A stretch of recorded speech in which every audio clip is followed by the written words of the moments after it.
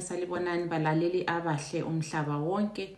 Lapha lihlangana lo Nobantu Dlodlo Mbambo, nginguMrs Mbambo. Abanengi bayabuza ukuthi nguMadlodlo kumbe nguMambambo. Hayi, esami ngisakumpangazitha uMadlodlo.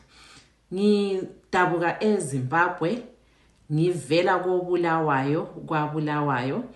Lanxa nje ngakhulela endaweni ezitshiyetshiyeneyo, kugoqela iWange, eJambesi, indawo ezitshiyetshiyeneyo nje.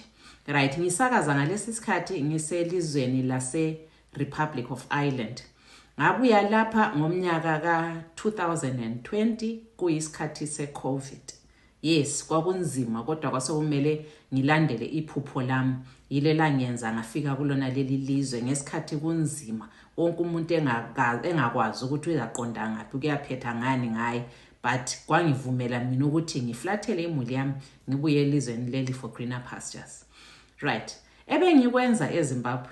Ngisebenza ngingumongikazi lanxa sengikhona apha eIreland. La seZimbabwe ngingumongikazi, ngisebenza ezibhedlela ezitshiyetshiyeneyo ezigoqela ama-private lama-public hospitals. Abanengi bangangazela kwezinye izibhedlela, abanye bengazela kwezinye. Isizathu ukuthi ngasebenza endaweni ezitshiyetshiyeneyo, ngithola ama-experiences futhi njalo atshiyeneyo. Anzange ngisebenze nje kuphela ezibhedlela, ngasebenza futhi njalo lasemakliniki, awemakhaya, awemaphandleni, lasemadolobheni.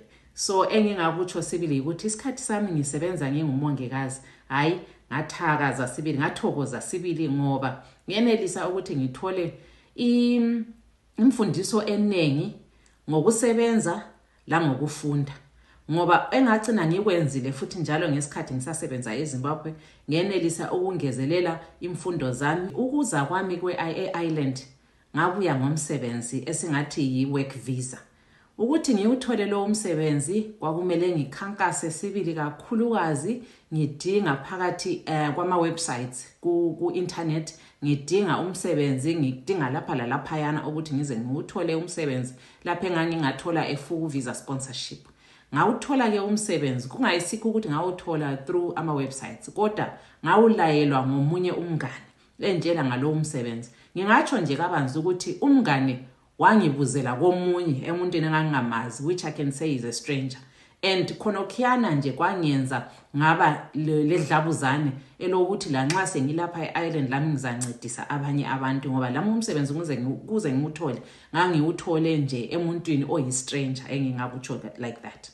Right, sengifikile ke lapha ngathatha isinqumo sokuthi ngwangcono ngithathe isikhathi sami esiningi ngincedisana labantu abafuna ukubuya labo bezosebenza, ngoba ngase ngibonile ukuthi amathuba amanengi abantu nje kabalalwazi ngenxa yokuthi bayaswela maybe izindlela zokuthi bewuthole umsebenzi through the websites, ngenxa yokuswelakala maybe kwe-internet lani. So ngakuthatha kwaba yi-purpose kumbe yinjongo yami eyokuthi ngifeze amaphupho abanye abantu. Ngesikhathi sona leso njalo ngangile loneliness, ngilesizungu, ngoba remember ngafika ngesikhathi se-COVID, kungela bantu ukuthi singatshona si-socializer, njalo le muli yami yayingakafiki. So ngakuthatha kwaba yi-hobby, ngakholisa njalo ukukwenza. Ngiqala ukukwenza ngangisenza ngincedisa abantu kuma-inboxes, ngimthumela umsebenzi ngithi nanku kulo msebenzi lapha apply, umuntu a-apply aphenduke kimessenjele sithi uyazi ukuthi umsebenzi ngiwutholile. So kwanginika nje that self satisfaction ukuthi at least ngiyenelisa ukuthi ngincedise abantu bakithi. Ngaqala sibili ngincedisa abantu embaziyo, obhururu bami njalo. Kodwa kwaya ngokuya abantu ababedinga uncedo baba baningi, ngagcina ngivula i-group ku-Facebook. Ngayivula leyo group, ngaqala nje ngipresent ama-opportunities, ngibatshela nje abantu ukuthi apply lapha kulo msebenzi yenza so, apply kanje, i-CV yakho ilungise kanje. Kukhula nje kusiya abantu bengifakela ama-inbox bengibuza. Ngaqhubeka ngikwenza lo umsebenzi, ngagcina ngivula even labo YouTube, ngagcina ngivula labo TikTok. Kuyinjongo yokuthi ngincedise abantu bakithi at no cost, ngingabhadalisi. Okungenza ngibe lokho engiqhubeka ngikwenza lokho yikuthi ngiyabona impumela, abantu abaningi babuya sibili sebethenjiswa imisebenzi, befike besebenze kukuhle kunjeyana. So into le ngizaqhubeka ngiyenza because ngizitshela ukuthi I am giving back to the community. Kulombuzo othi inani labantu sobancedisile lingaba ngaki? Ngingafakaza namhlanje ukuthi hayi angilaqiniso ukuthi bengaba bangaki, kodwa banengi. Yikho njalo okungenza ngiqhubeke ngisiya phambili.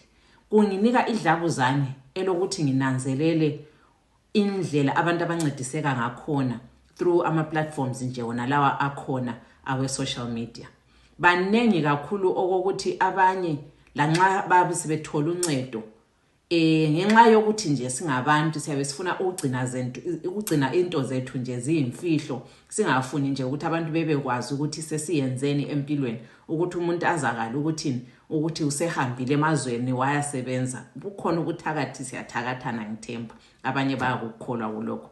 So abanye kabangitsheli ukuthi sebengaphi which stage, but iningi labo bangazisa abentshela ukuthi hayi sebefikile kulalokho sokusenzakala sezama ukusetla.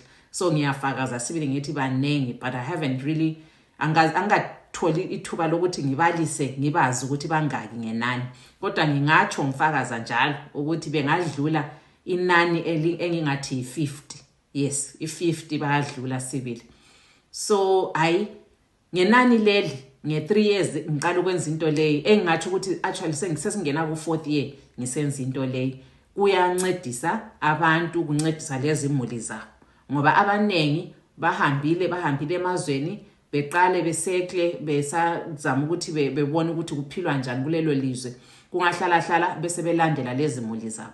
Lanxa bekhona abanye abahamba lezi imuli zabo ukugoqela indawo ezinyabo Australia bahle basuka nje lezi imuli zabo, lakho ngiyabathabela kulokho ngoba izimuli ziyaguquleka for the good. Abantu bayenelisa ukuthi bencedisane lezi imuli zabo back home ngenxa ukuthi lapha bakuthi greener pasture, bayenelisa ukuthi bebathumele izimali back home abantu bencedise.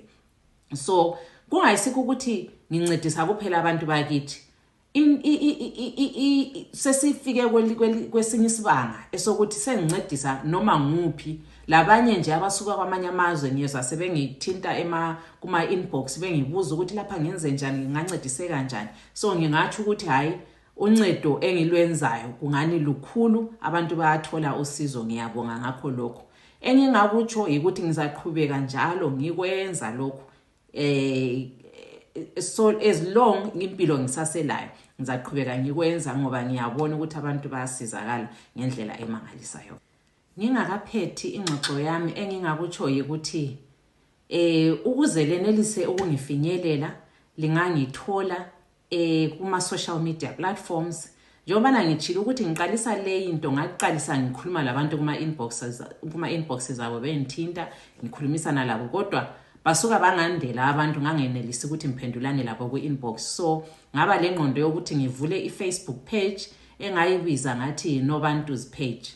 Ngokuswelakala kwenhlanhla ipage leli nje lanyamalala, lithe selinyamalele ngazitshela ngathi this is my responsibility back to the community. Ngavula futhi elinye page engalibiza ngathi Nobantu's page 2. Nobantu's page 2 itholakala ku Facebook.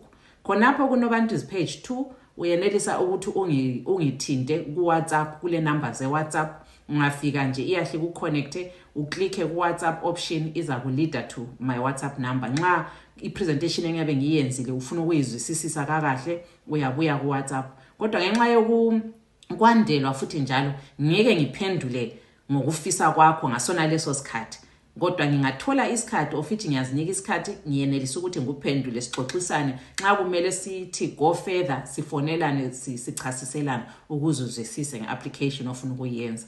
Ngiphinde njalo ngitholakale ku YouTube. Ku YouTube ibizo nguNobantu's page. nguNobantu's page. Kumbe ungayenelisa ukungithola futhi njalo ungatype Nobantu Dlodlo Mbambo. Yes, between the two ungenelisa ukungithola. Uthola ama videos engake ngawenza kuqala ngisaqalisa, akhona ama videos akhona ngale ku YouTube Nobantu's page. Uyayithola ama videos ukuthi uncedise kanjani ukuthi uye emazweni. Ngiphinde futhi njalo ngitholakale ku TikTok. Ku TikTok ngikhuluma kabanzi nje ngempilo esiyiphilayo lapha out of work, ukuthi nje uhlalisana njani labantu balapha, izinto zabo bazenza njani. Isikhathi esiningi uba lento okuthiwa i-culture shock nxa ufika ungakwazi nje ukuthi hayi lapha kudrive kanje, lapha kudliwa ukudla lokhu, lapha kwenziwa. So yizo izinto enjalo ukuthi ngizenze ngisenza ama short videos ube lolwazi nje ngamazwe wona lawa nxa ufika lapha. Otherwise yikho nje lapha elingangithola khona. Okwakhathesi I'm fully employed, so ngeke ngitholakale 100% into doing these things on social media. Kodwa ngiyazama ukuzinika isikhathi esokuthi ngizame ukuncedisana labantu.